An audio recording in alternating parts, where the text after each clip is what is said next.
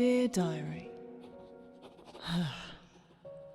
Well, it's been quite hectic these past few weeks, with the increasing number of people from all over coming to visit and stay with us, to dealing with the aftermath of the war. The darkness and danger that we faced out there. Though it is in the past, we are still feeling the effects of it to this day, as it still grips to the hearts of even the core members of the Council. And we are not yet out of the woods, as it were. All this leaves us with the dilemma of, what now? Where do we go from here? Do we continue to endlessly push and push, fighting even greater battles than the last? Or instead, do we take the time to heal our wounds and take stock of what we still have? Indeed. Madness has descended on all of ColdRead's members these past few weeks, with pressure from this realm and beyond bedeviling us all. But I believe now is in fact the time to heal, to let down our weary guard and try to rest. We can't all work forever. Grim, this is my diary! No peeking! Or using your magic to interject! No boys allowed. Memento mori, my dear. I will never be too far away. As the youth of today would say, tick-tock.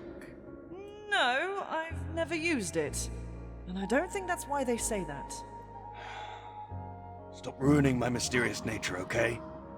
But as I said, we can't all work forever. You can't, maybe, but I find myself to be as strong and motivated as ever. Oh my gods, I can hear the look on your face right now. All right, maybe not as ever. Maybe half as ever. Fine, I'm not. We all aren't. Perhaps you are right, Reaper. A little slowing of the pace might not hurt too much. But I don't want to stop or fall behind. I don't want people to think I'm slacking off when I've put just as much work into this as they have. And you won't. But you must slow down from time to time, else you walk too close to the fickle mistress of burnout, which we have learned about from lessons past. You speak as though your friends won't understand, yet they go through the same things as you, and often must fight the same demons. But I feel a sense of responsibility. I started us down this path, back when I welcomed our first travelers to ColdRead. I could never live with myself if I let my friends down. And I cannot point to a single time where you have. Well, now you're just being a charmer. Death has no reason to lie. So, a karma story, maybe. About what, exactly? I've never been one to write a tranquil tale. Can you think of nothing? Well, what about a story about 4 voice actors from 2 sides of the world? Their names will be Zamoody, Eldurrino, Renara Hawke, and PrincessPashley. Our intrepid And bold.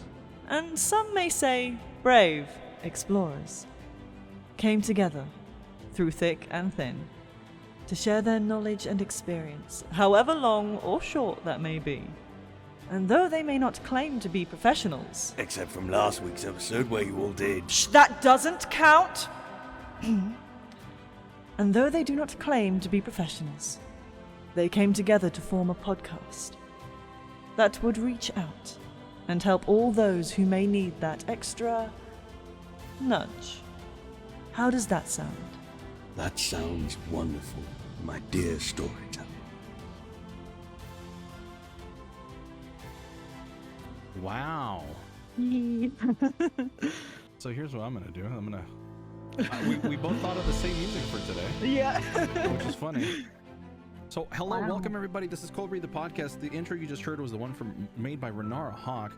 A slight little tease continuation of the ongoing saga of the battle for Cold Read, which has been an awesome idea, and I love that you put it together. Thank you, Renara. Welcome. Yeah.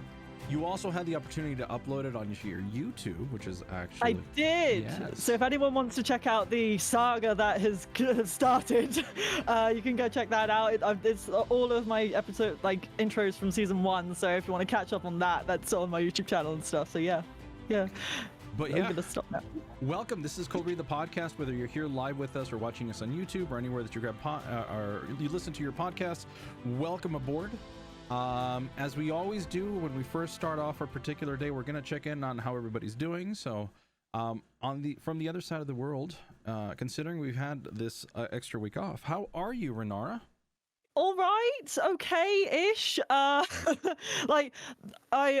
wrote that intro last week because it reflected last week quite well, in actual fact.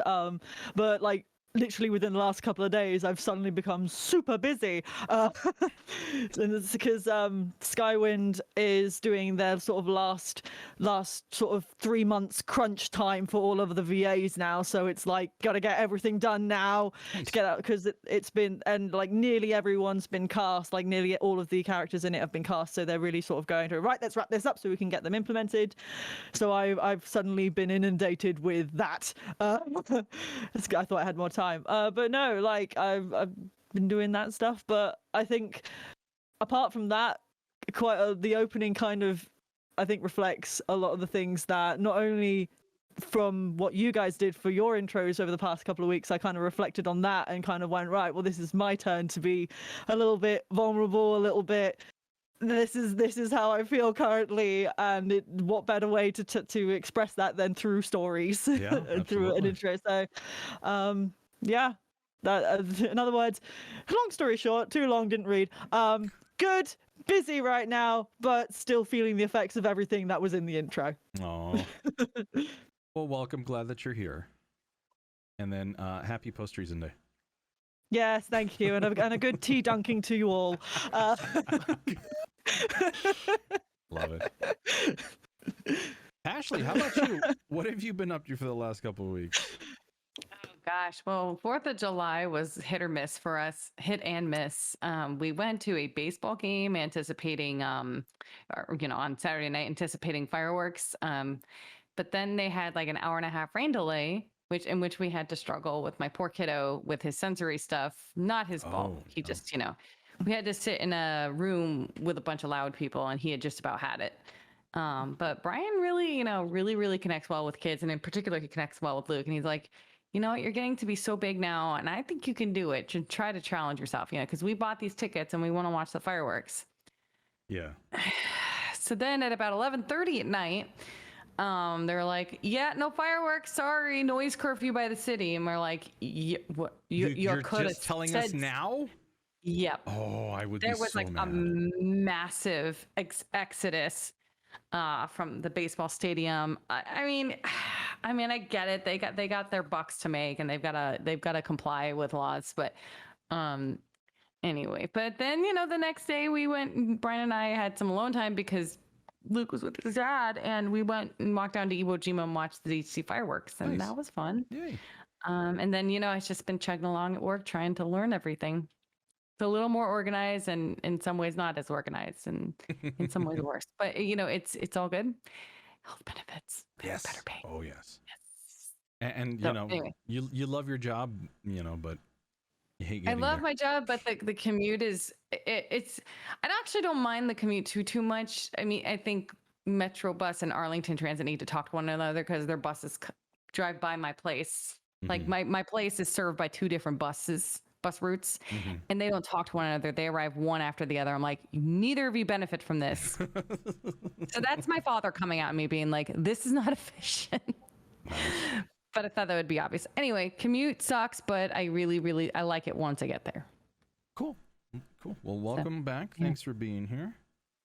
Thank you for having me. As you all can see that are here or listen to, Eldurrino's actually not in today. He had a last minute real world engagement. And as the world opens up, we're going to have these things. So we had last week where we were all together, and that's been the only time so far in season 2. In his place, though, the wonderful Ravenmane, award-winning actor. Hey, hello. I am Do the just point. kind of Do the point. how are Do the things point. going? Where is it? Where's the point to it? Oh, my award? It's right here. Oh, what nice. It's right there. Oh, and the bicep too. Nice. What wonderful positioning. What a happy You accident. buy your tickets to my show here. Strictly unplanned. How is your? I mean, it's been about a month since you were last on. How have you been, Ravenmane? Oh, we've been. I don't know if we can say we've been good yet, but we've certainly been. Mm-hmm. In my job, we've reached a fundamental artistic difference, I guess you can call it, because they very much see me staying here for a considerable amount of time, and I very much see myself putting in my 2 weeks notice on August 18th. So Okay. it's this is what we call a crossroads, I think. So I'm in the process of trying to line up what I'm doing once I leave this job that I very much do not like. I have an interview on Monday, not necessarily for a new job, but certainly for a new opportunity. Nice. So Nice. we're going to see how that goes. That'll be cool. Also, hopefully, at some point within the next, 3 hours, I'll be getting a phone call from the guitar shop to tell me, hey, we finished unfucking your instrument. I have an acoustic Yamaha that I bought with $1 in April of last year. And I couldn't go into a guitar shop to try these things out because Open. well, no particular reason, honestly, really, when you think about it. And so it was mailed to me by the USPS or the UPS or the FedEx, one of those three for sure. And so that means that this instrument was transited. And the first thing I should have done was gone down to the local guitar shop and been like, please help. And instead of doing that, I was like, I can put this off. And I shouldn't have done that. So is that a lesson to the wise? The end of the story. Table of the story. That'd be great. Accent's gotten real high. Have to press real hard to make noise on the strings. We don't love that. That's not good. Don't let your instruments do that. No. Catching up with chat, it says lovely royal wave from Ravenmane. Kaicho says hashtag Cold Thirst Trap Podcast. Wow. We gotta get Kaicho on here. I swear to God, we gotta get Kaicho on here. We really do.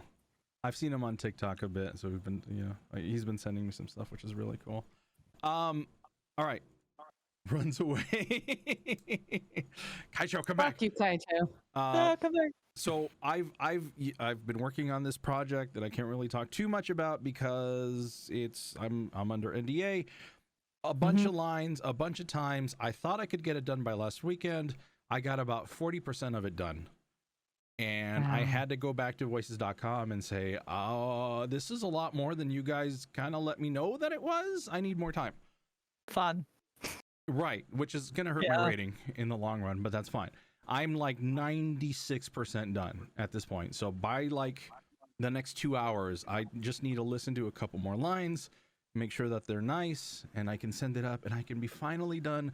I'm planning on actually playing a video game tonight because I made an agreement with myself that I would not play, I would not stream until this was done.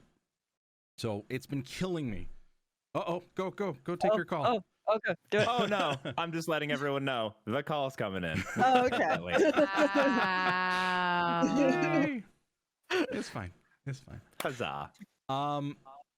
In addition to somebody who does a popular Star Wars comic voiceover program on YouTube reached out to me, and they asked me to audition for a role. I wasn't expecting to get it. I was still in the middle of all of this, and then I finally find time to go in, and they made me audition for Luke Skywalker. Oh, wow.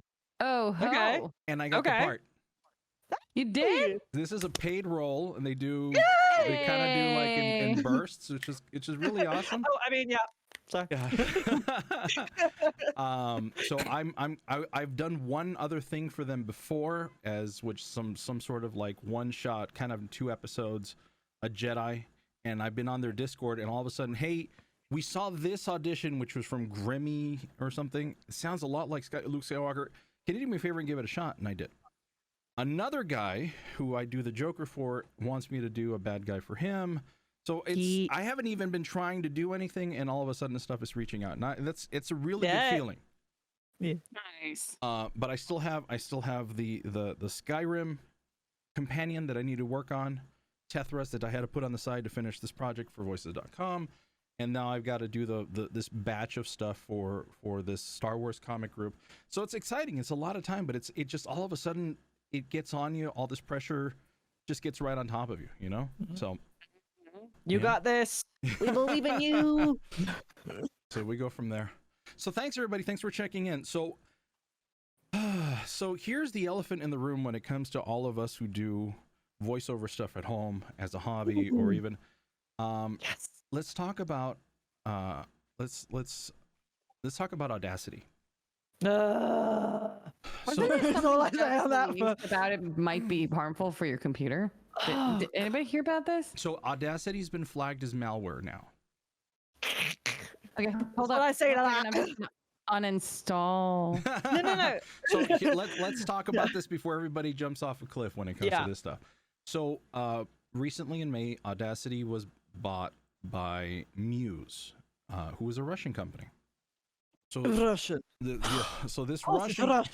This Russian company, as a version 3.0.2, has integrated a network backdoor that will now collect your information.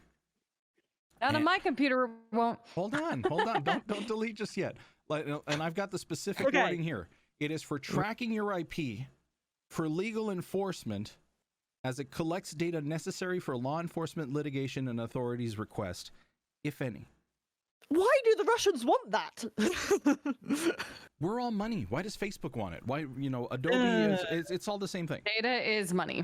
Yeah, 100%. We're all worth like what, $10 I think each per company for each individual time that they sell us. Yeah, but multiply that by the millions, billions that are on there. In addition, the TOS now has kids under 13 are not allowed to use this app. Okay, because of that. I'm assuming, because it sends all the data over to Russia. So okay, let's talk about that part first. Okay. Pashley's initial reaction is pretty much, I think, what everybody's is. Get this thing off of my computer. Because I was like, no, this is the only thing I use. Oh my god, I don't like. What other things are there? I have no idea. Right. Sort of thing. Yeah, no. It was real easy to catastrophize when that came out. So the shining light in all of this is that if you, as long as you're not using the newer version that actually has that, this is like 3.0.2 that has the new network outage, you're fine. As long as you're using an older version. I'm using version 2.33, and that can live on my computer indefinitely because it doesn't have that hook. Yeah. After all of this was mentioned, and the internet backlashed, the developer came up and said, hey, you know what? We're reversing our plans, and you can now opt out. Okay. That's good. How do we feel about this? I have an opinion on this. As far as I'm concerned, I use an old version of Audacity. I use 2.4.2, and I know that because I just checked. 2.8. As far as I'm concerned, Audacity is, to put it delicately, totally fucking dead to me.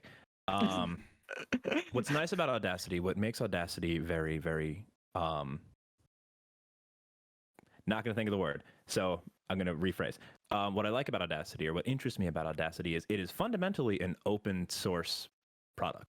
What this means fundamentally is that somebody has probably been sufficiently pissed off by this backdoor bullshit. And so they are almost certainly going to develop a derivative of Audacity that does not have this backdoor bullshit built into it. So that's something to look forward to. So, I mean, the company themselves, you can't blame the original company of Audacity. They're just trying to make money. If this Russian company is going to come in and say, hey, we're going to buy you guys out, then go for it. Exactly. Blame ultimateguitar.com. It's their Agreed. fault. Agreed. Okay. I'm gonna post the article that I found most of my information from that actually has a way of getting the older versions from the original websites. So that's gonna come up in chat right now, and I'll make sure to post it inside of the podcast data. Now, Here's my stance about free software, though. Like, it's never. I know people like to say there's no such thing as a free lunch. Like, there's always a trade-off with it, right? So I try to avoid it personally. You know, whether I'm strapped for money or not. I mean, I had just heard that Audacity was free of this shit, right? So here I am. I will generally throw in $30. Maybe that's just because of the state of my finances. I can do that. right. But like, it was not, you know, we were talking about Minecraft earlier. Minecraft mods kind of run this same, like my son, like 8 years ago, wanted me to download some mod. And a lot of these mods are free, open source, but it is a minefield to get to the mod. Right? Yeah. Like, fuck Minecraft. Fuck their voice acting jobs and fuck their mods. But I had to reformat my computer because I'm usually very careful, but not in this one instant. I clicked the wrong thing and then said to completely erase everything. So I am very leery of free stuff. Yeah. Unless I hear otherwise. I've always been like this, Yeah, I've always been very wary of mods specifically, but with Audacity, it was like, I don't know, for me, and it might be just the way that my brain was wired. It was I don't have a lot of money. I said it. I can't just spend 30 pounds on a piece of software willy-nilly. I just can't do that at the moment. So using Audacity, it was one of the first things I ever learnt to use, and I would say I'd like to think I'm pretty prolific at using it now. So for me, it's like it's something that I can use. I know what I'm doing. I can create really cool stuff with this. And then hearing that, it made me think, oh my God, I've got to start from scratch on another piece of software that I actually might not be able to like afford for a good while now. And then I've got to invest that time in learning that whilst also doing the other projects. My brain went, I don't think I got the time to actually like be able to, at the very least right now, and I still need to use something in the meantime. So it kind of just made me go, I feel like I'm a little backed into a corner here. I don't particularly want my information being sold to the Russians. Thank you. But it was that sort of like, oh God, I feel quite powerless in that I don't know if I can actually do anything about this. Then you said that you don't, as long as you've got a not 3-point version, and I was like, oh my God, okay. To be clear, 3.0.0 is still okay because it doesn't have that version, and it's still made from the original company. It's now that they've taken over, that they've done an update, that they've added that network hook. Otherwise, Audacity does not communicate outside of your computer. Yeah. Which is great because it's supposed to be a standalone piece of software. Yeah, and I'm like you. Right? I started with Audacity. I know how to use Audacity really well. I've now transferred over to Audition, like Kaicho. Kaicho mentioned Adobe Audition. It is a fine piece of software. But oh my God, it's confusing as hell if you don't know how to use anything Adobe, because they all work universally. Even if you know how to use Adobe, it's a little bit confusing. Like, it's so unlike the rest of the, you know what I mean? For me, at least. I spent 3 years trying to learn how Premiere works, and after those 3 years, I just barely understood it. Like, Adobe is so confusing. Premiere is definitely way easier than Sony Vega. I've been doing all of my. I do Sony Vegas. I'm Microsoft girl. Sony Vegas is my thing. All right, fight. We're gonna fight. You want to go, Pashley? I've been doing all of my TikTok videos on Adobe Premiere. I'm super happy with it. Once again, once you get used to it, because that's the difference. It's once you get there. Are you paying for the subscription on that, or did you pirate it? Okay. No. Now, did you? Adobe is so fucked right now. By the way, like for that. The cost, because they know their industry standards, so they know people are going to buy it. I hate that they're like, okay, you know what? You can just use Adobe Premiere, but you're going to pay $40 a month for it. I'm exaggerating, but like, come on. Or you can pay $50 and have the whole suite. I don't know what exactly you pay for, but I'm like, I got it for $30 for a year. Money 30 a trap. month. Fair enough. Oh, so you're just using Premiere? No. I started So with what just are you- Audition, and then I upgraded. They refunded me the money. They only charged me $30 a month for everything. Ah. The pain. I feel it. Let's catch up with chat real quick, just to be just to be safe. Kaicho says how reasons to use Adobe Audition. Yeah, absolutely. It makes no sense to me because it's not an online program; it's just audio editing software. You're absolutely right. Now it's an online audio editing software. Just make sure you still have an older version. Fiercely book smart cakewalk. Do you? I think the sort of workaround is if you have the Russian version when using Audacity, you turn your computer's internet off, and when you're done, restart your computer. Is it worth it really though to go that far? Is it worth it to go to that? I don't think so. I think it's just don't update and leave the older versions. Yeah. In my opinion, because it's not connecting. There's no reason for it to even be doing anything to that extent. So that's my opinion. I mean, if as Zamoody has learned, and as I have now learned, time is money. Oh, you know, 100%. having to do extra fucking bullshit to get. Excuse me, I swore, Dad. Sorry. Oh, you're But fine. having to do extra bullshit, you know, on top of like what you're doing day to day, like if you can eliminate that, do it. Yeah, an hour of your time is super precious. It's more than whatever your hourly wage is. It's just if you can save that time and transfer it even to sleep, which we're not going to do because if we have more time, we're going to do more shit. Captain America. Right.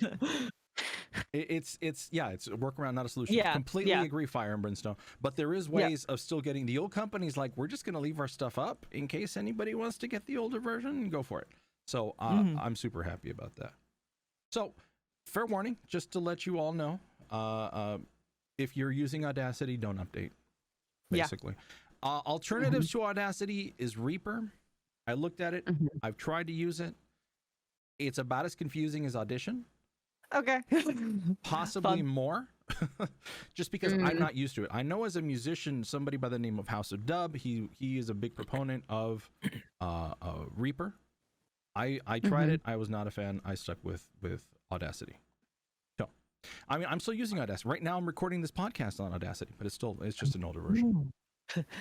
Russians, do you hear us speaking? No. Russians, and you hear me? Okay. I believe that's about as far as we're going to get on that topic, unless somebody else has some couple last things to say. I think your data and your time are important, so don't give it out for free. Choose wisely. Don't give it up at all. You have been warned, world. You have been warned. The Russians are trying to steal your data. Do not update. Rayback says there's some programs that are built off of the Audacity code that you can use if you can't get your hands on an old Audacity version. Thank you so much, Rayback. Okay. Yeah. Da, we are listening. Thank you, Fire. All right. As I was scrolling Reddit, I came across this one post from the person's name is Nondescript Mammal. Always a hilarious name for Reddit. Phenomenal. The topic is called Validating. This career is a serious grind. And I started reading through it and I'm like, this is good. I'm going to bring this up. So I'm going to read it through real quick. And then let's discuss it. Okay. Okay. Hi all. I just wanted to write because I see folks on here all the time who are raring to go and so energized to take on the world of voiceover. And I just want to validate, as someone who started acting as a child who pursued VO since 2009, it is a grind. I'm writing here not to be discouraging, but to have some perspective since so many on here are new. My whole childhood, my teachers told me that pursuing acting as a career is great. But if there's anything else that brings me a sense of fulfillment that I can live off of, to do that.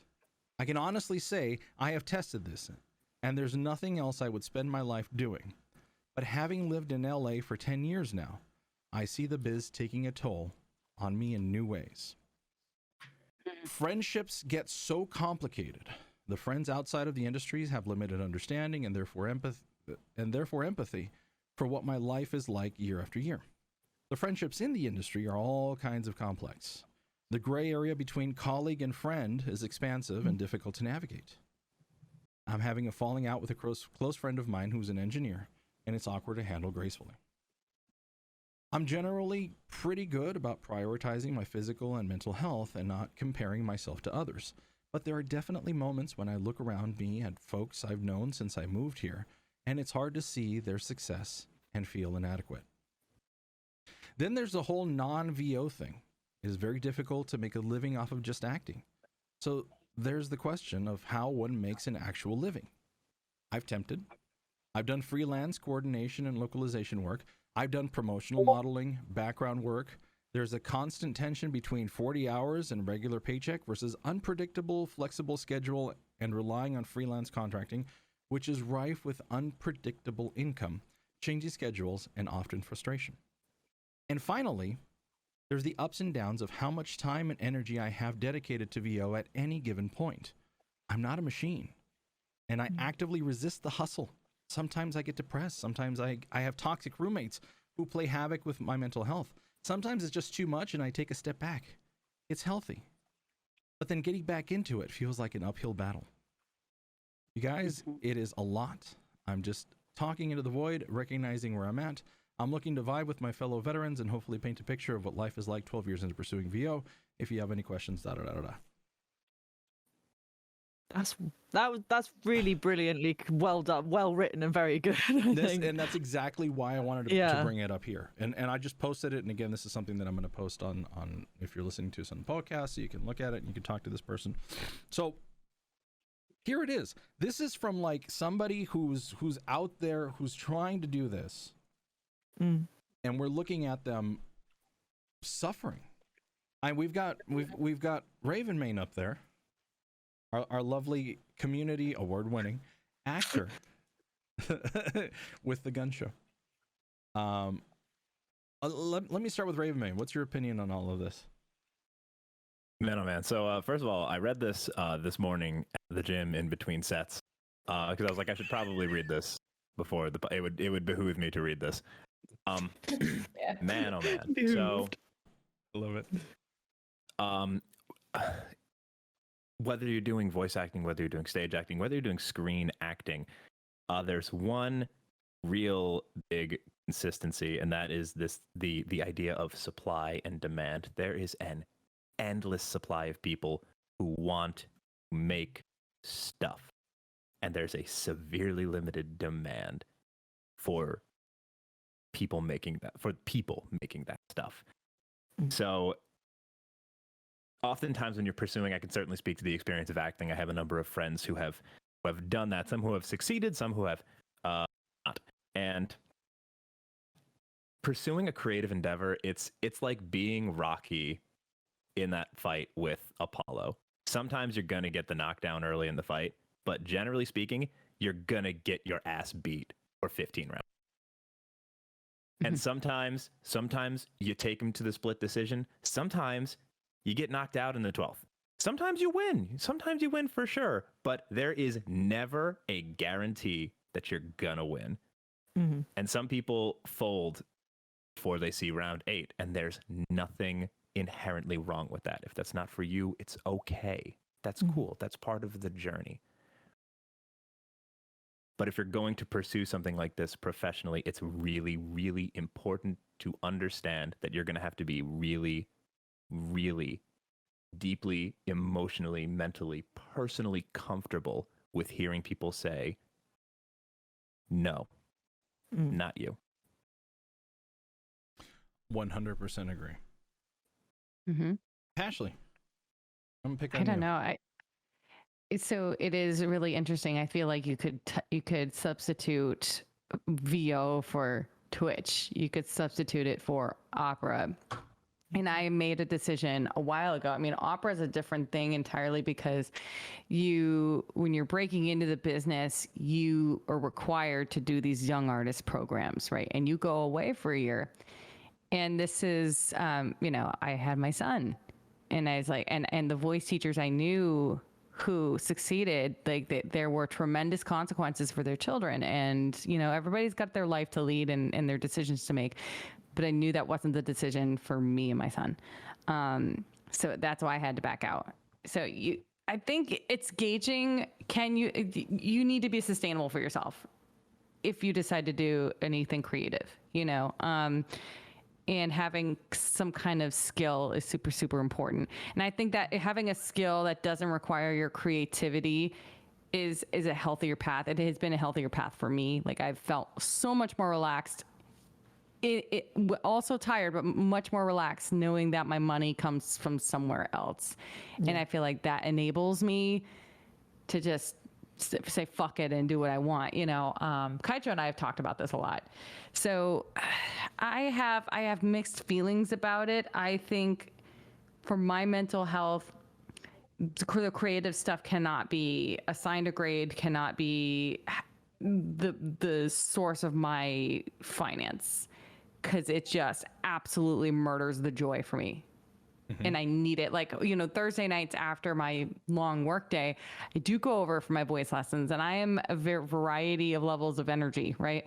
But I know I walk out of there much more energized because I'm relaxed. This is my time to be myself. So really identify, like, is the voiceover stuff, like, does that fill my bucket? Cool.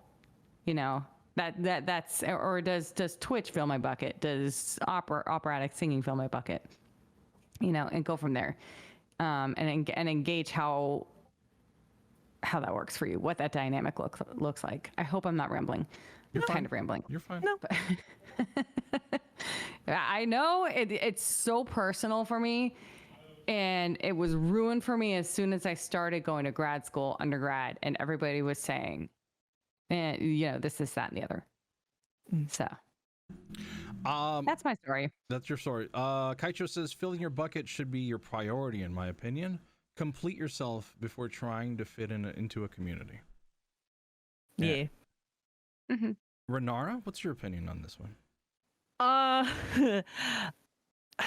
It's a topic that hits really close to home for me, to be quite honest, because I think I've talked about this before, but I'm willing to talk about it again. I started this journey, this creative journey, wanting to be an actor, and then being told by people, you're not good enough to be an actor, don't even try it. I was 15, I think, at the time. Oh my God. So my my drama teachers were just sort of like, no, you are not good enough, do not do that. So I then went, okay, if I can't be in front of the camera, I will be behind the camera. So then I pursued like filmmaking, and that's where I learned a lot of the tips and tricks I use now when I create. Like, I created the Cold Read thing and all these other audio things that I do. A lot of the stuff I learned at university. And then I did something which I think was a mistake. Now I look back at it, because I was not ready. And that's the key thing of figuring out how ready you are for certain stages in this creative process. Mm-hmm. Because I decided that straight out of university that I was going to go on to this course, which will not be named for legal reasons. But I went on a course, and it was the most stressful experience in my life, that it hospitalized me due to stress. I couldn't move my arms or my legs, and the police nearly got called involved because there was I was getting harassment from my crew because I decided to be a director, the only female director on that course. I was, bearing in mind, I'm like 19, 20, fresh out of university, barely any experience. I went in there thinking, right, it's going to be the same as it was at university. It was not. And I will remember this to this day. There was another director on the course, and I remember this. I was sat on the bus because it was in London, because most of the courses are set in London, because that's where it all happens in England. And I was sat on this bus with him, and he went, if you drop out of this course, it's the wrong person dropping out. And that stuck with me ever since. But I dropped out because I ended up in hospital, and it's that thing of it's that thing of hearing that it wasn't, someone didn't say no, but it was that thing of life smacked me in the face going, can you do this? Can you do this? And it was that sort of thing where I had to sort of think about, right, where do I go from here? What do I do? And I completely empathize with the fact that when you restart, it feels like an upward battle. It really hurts. And to get myself back into sort of like the acting boots, having spent so long not, it was just sort of like, this hurts, but it is that grind of, no, I am enjoying this, I like doing this, I found something that I'm good at, and you just keep going. And from those experiences, at the very least in my creative journey, I find it now easier to just go, right, I'm going to keep going, I'm going to do the next one, I may be tired, I may be doing this or whatever, but because of those experiences, I've kind of got, it's built the foundation of, right, that's the worst, that was my lowest point, I cannot get any lower than that. So it's that thing of, everyone's creative journey is different. Everybody goes through different things. I think we've all of us here have had things that have spurred us on down a different path. And it's that thing of, it's the thing that I always say, make more stuff, never give up, keep doing, like 2 lines a day, just keep going, one step in front of the other. Do not stop, because as soon as you stop and you stay stopped, that it's like, there's a physics a law about this, a body in motion. Yeah, stays in motion, absolutely. But also, it's like, when you decide to quit, that's when you've lost. But you can pause, but just keep going. When you choose, because I haven't been able to pick up a camera in over 3 years. I have not been able to touch a video camera in over 3 years because it stresses me the hell out, and I keep getting like flashbacks to that time in the course. But I haven't given up on wanting to make some stuff. Good. It's still there. I still have it, but I'm not there yet. So in regards to like mental health, in regards to finding the time, in regards to actually like doing this, it's like a weird jigsaw ladder, and bits and pieces fall out, and you've got to sort of figure out, right, I've got to do this and this before I can do the next step. And then you find that time in amongst all of the other stuff that you're doing. And it's one of those things where, again, kind of weird tangenty, but it's another important thing. I've had people ask me, I want to have a legacy, I want to have a body of work, I want to have these things. Like, I don't feel like I'm making it an impact. I'm like, every single person makes an impact through the people you meet, the things you do. Every single action you do counts to that little string of pearls that is the legacy that you're building in your life. And that grind just means you're going to build a beautiful necklace at the end of it, and you're going to learn loads of things along the way. And yeah, as long as you don't pressurize yourself with the time, things will happen, things will work. Don't just think, oh, things need to happen at a certain time. No, just go with the flow. Yeah. Is what I've found. And the main thing is that, yeah, I've rambled too much. I'm sorry. You're fine. Gosh darn it, you do this every time. I do. Let me catch up with chat real quick. Yeah. Burnham said there's an especially American and traditional emphasis on having your career as your single defining attribute. Magmorna says, and that explains why I'm not defined then, since I've been unemployed since 2005. Burnham also said, I think that some of this will I make it thinking comes from that. You're really asking, will I be able to live from only this? Kaitra said, we are much more than our careers. Okay, so I agree with everybody here, and I've always said this. At one point, this will be something that I do, but I'm waiting until after I retire. So I'll have my retirement benefits, and I'll be able to do the voice acting on the side. So this is the thing. Just looking at the people, you're worried about where the work is going to come from. Pashley, Renara, Ravenmane, we all have our 8 to 5 or 9 to 5 or 8 to 4. We have our daily jobs. And that allows us to be able to do this. I consider myself professional. I've been paid to do work. That's my criteria for professional. I can't do a voiceover Olympics, because I'm not an amateur. Okay, that fell flat.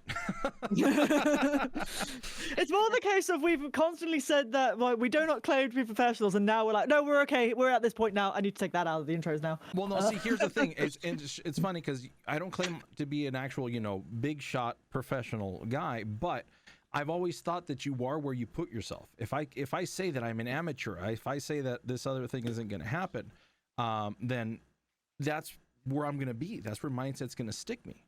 So if I tell myself, have you seen the quote by Peter Dinklage? The one where he's like, there's a couple like make your life rise to meet you, and then there was another one like he's talking about becoming a professional actor. He's like, I'm only taking acting jobs from here on out. I mean, fortunately, Tyrion Lannister came around for him. Yep. You know? Right. But I don't know if he puts himself in the right place to become Tyrion Lannister and have that job if he doesn't. Like, luck is just the hard work and opportunity meeting one another. Yeah. You know, so if you set yourself up, you're like, well, you know, your habits revolve around what you want to do. He was great in Elf. Shut up, Kaijo. Wow. But he was. So he was an elf too? I've never seen Elf. Sorry, don't kill me. Okay, Christmas. We need to change that in Discord. That's it. Yeah. Yeah. Totally. Let me continue on with this. So if you put that pressure, and it's okay. And it happens the same thing in anything else that you do, like on Twitch. If you try to make this your only source of income and things start going wrong, you suffer. Your content suffers. What you're producing will suffer. Yep. Second thing that's talked about is envy. And this has happened to all of us. Some person just came in and they are just taking off and everything's working out for them. Don't compare yourself to that person. You are on your own path. You're on your own journey. And if it takes a little longer, so be it. Exactly. And so that's my view. Every time I think about that, like with Twitch and music in particular, and first of all, I'm like, oh, okay, I'm 36. And then I'm like, there's a lot of musicians who have succeeded very quickly, who are in their 20s, et cetera, et cetera. There's not everybody. And not all of them have kids or have, you know, other obligations. And that's what I tried to say. Like, their lives are different. But this is what makes my life really cool. So you learn the gratitude for your own situation. Like, who can say that they have a child who has the brain of a 17 or 18-year-old? That was his therapist's words to me. Like, Luke is so special, and he, you know, and I wouldn't change that for the world, honestly. Yeah. So that, I think the way to, because I've run into this with Twitch all the time, you value where you are, you know, value everything that you have. Agreed. Okay. I thought this was a very, very interesting thing. So thank you everybody for your opinions. I appreciate that. We're going to do one more thing before we go in these last like 10 minutes before we take off. I found somebody who wanted 100% honest feedback on their voice. And I keep wanting to do these. So if you have a clip or something that you want us to listen to, please email us coldreadthepodcast@gmail.com. You will find that we are very, very tactful. We give constructive criticism. We will not make fun of you. Send your stuff in.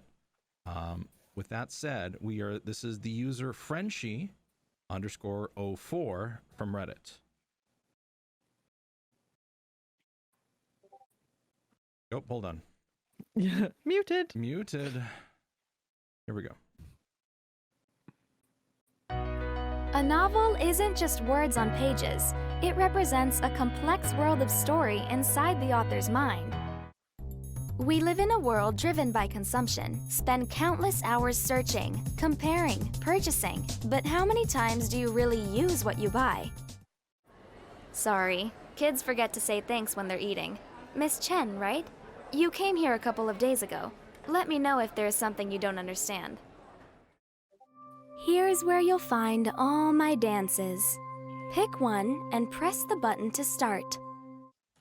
I come from a family of scientists. My mom studies forests, and my dad studies the ocean.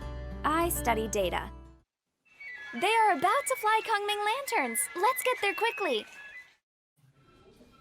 Hi, and thanks for calling Milk Money. All of our agents are currently helping other customers at the moment. Please leave a message and we'll get back to you shortly.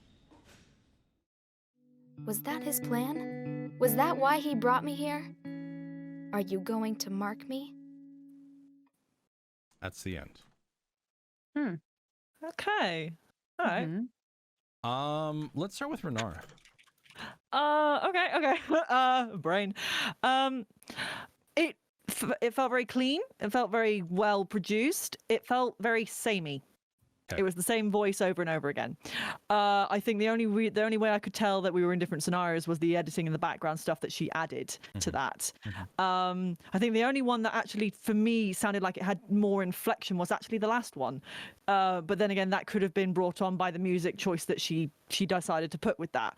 I would say that maybe, well, she sounds very commercial, and she sounds very good for actual advertising and commercials. And I think if this was labeled as a commercial reel, I think that would be really good.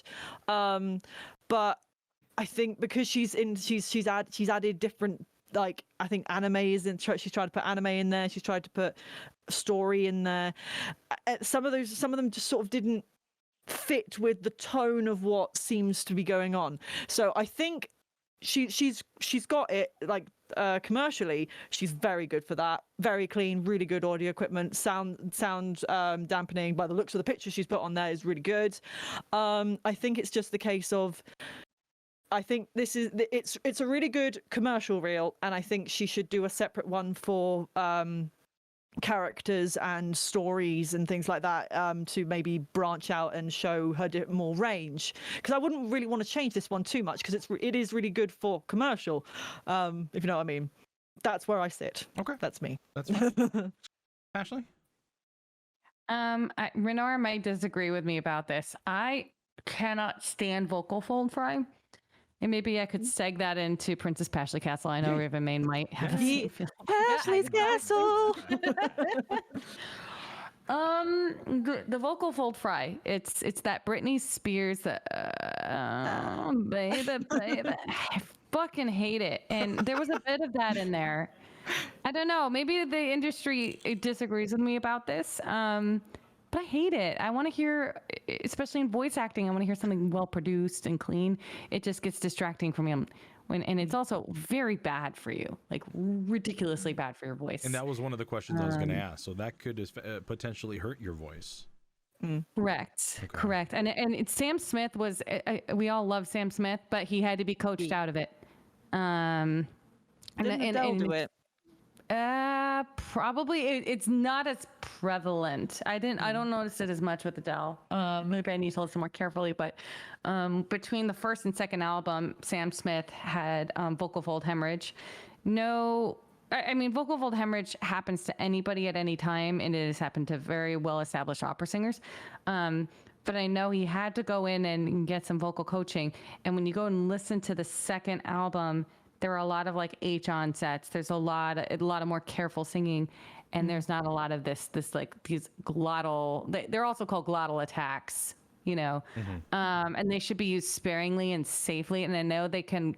We're talking about acting here to kind of bring it back into the fold and into the topic.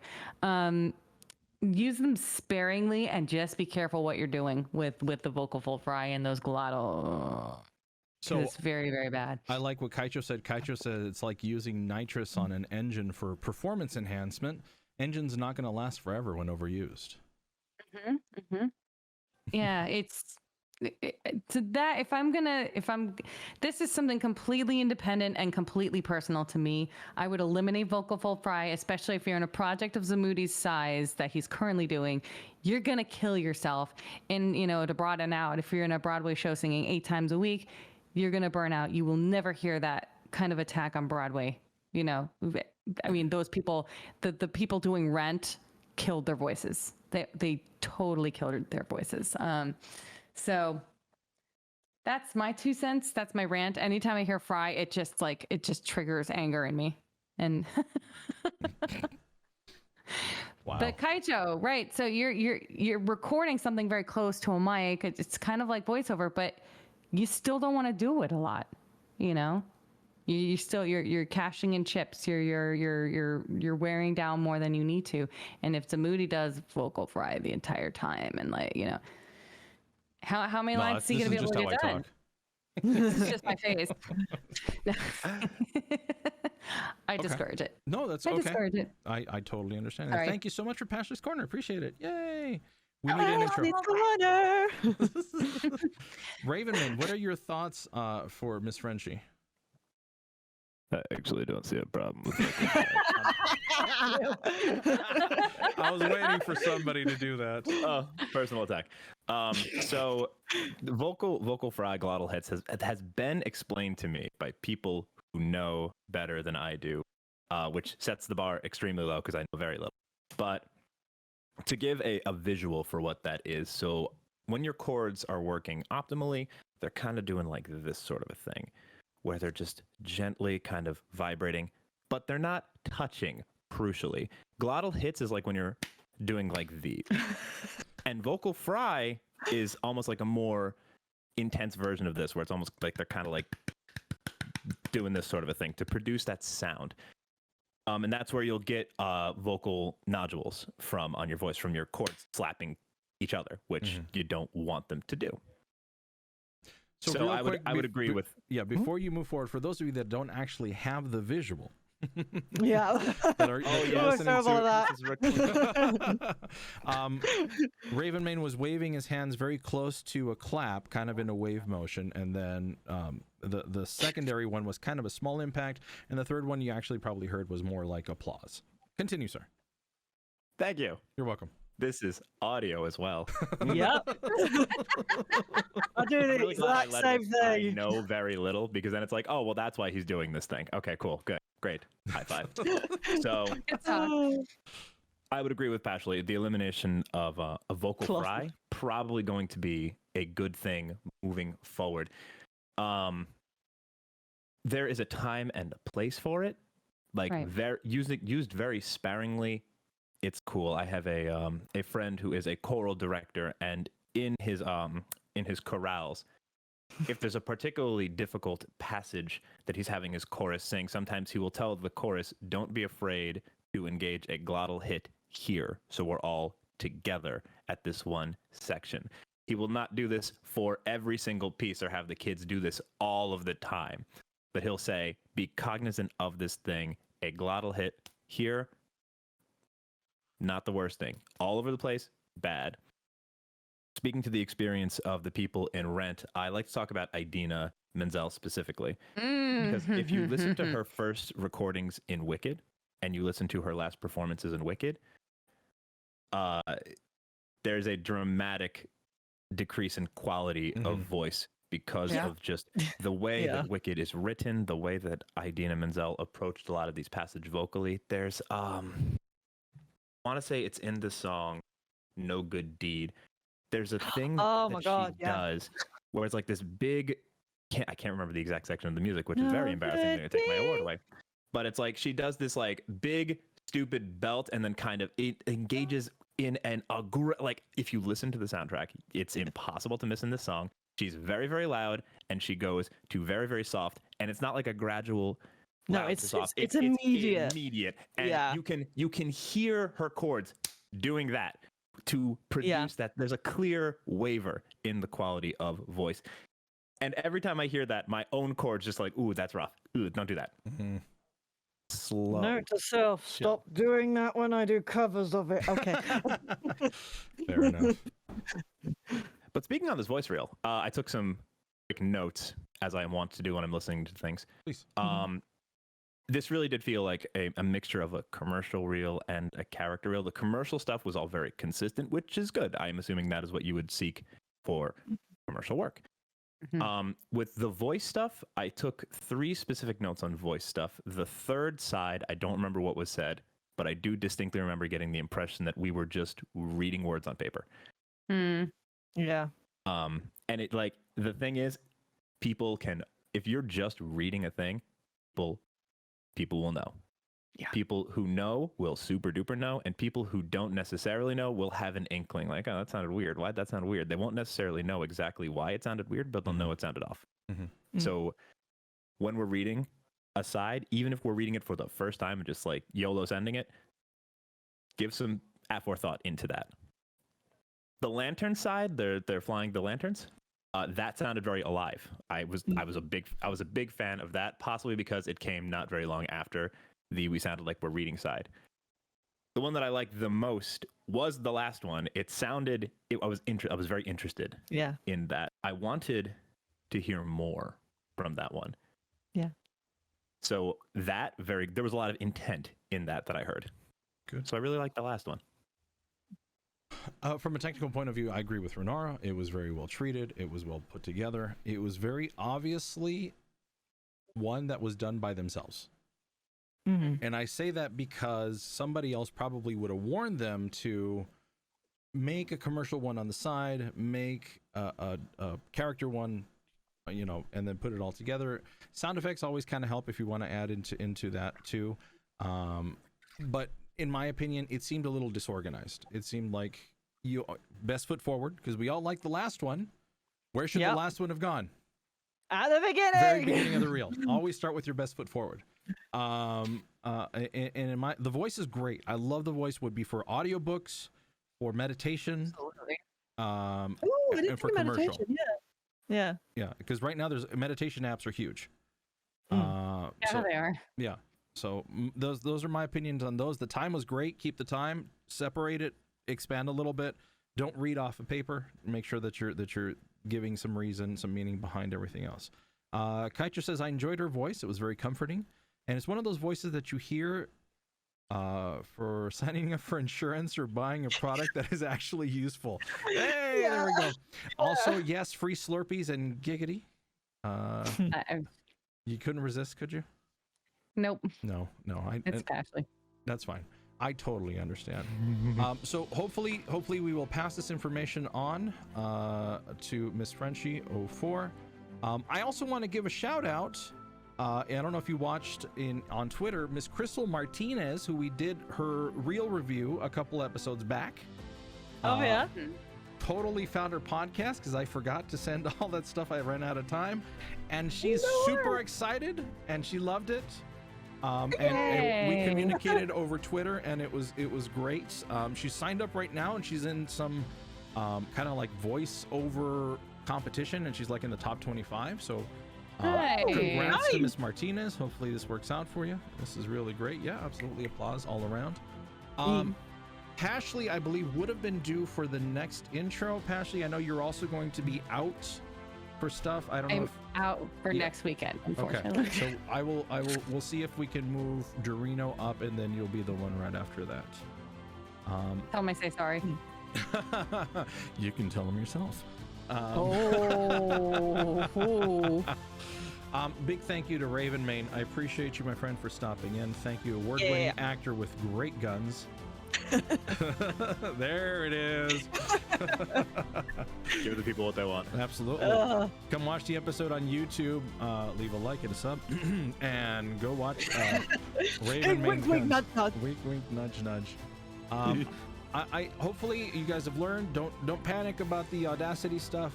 If you've got an older version, you're okay. Wait until stuff kind of forces you to move forward. Hopefully we'll have Eldurrino back. Pashley, I hope you enjoy your time off. I know you've got to go do a thing, so good luck to you. Go do a thing. Yeah, good luck to you over there singing some karaoke. Go check out Gloop Dog's channel. Pashley's about to go compete. Yeah. And until next time, ladies and gentlemen, thank you all for being here, and we'll catch you on this side. Bye-bye. Bye.